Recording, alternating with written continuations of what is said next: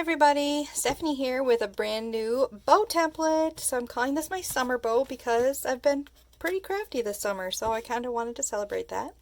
And this is very similar to my blooming bow, however I've combined it to make one large piece so that you could just do one color instead of cutting out two different colors.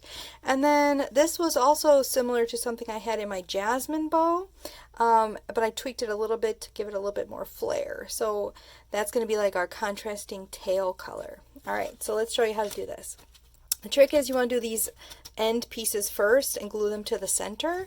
So I'm just going to put some glue in the center here. And then I'm going to wrap these around. You want to make sure that the edges kind of line up, but that they're still kind of on the inside there. Okay. And then I'm going to add some more and do the other side. Same concept here. Oop, watch out for glue. It will burn you. Okay. I can move this one up just a little bit to kind of even them out before that gets not sticky anymore. Alright, and then I'm going to wrap in my center pieces. And so you'll see that this is actually the top of the bow. So you want it to look like this layered look.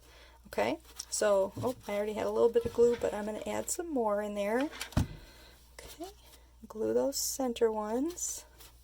A little bit more. Okay. How cute is that?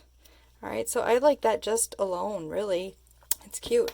But we're going to add these fun little tail pieces. Alright, so those just get glued on to the back side here. Line that up so that it matches your edge in the center. Okay, same thing with the other one. This time I'll put a little glue on the back. They're going to overlap a little bit, so that's okay. I'll give it some more depth. So I just want to check over here, make sure I've got it where I want it in the front. Ooh, I love it. Alright, and then I'm going to add my contrasting center piece to, that guy got kind of out of there a little bit.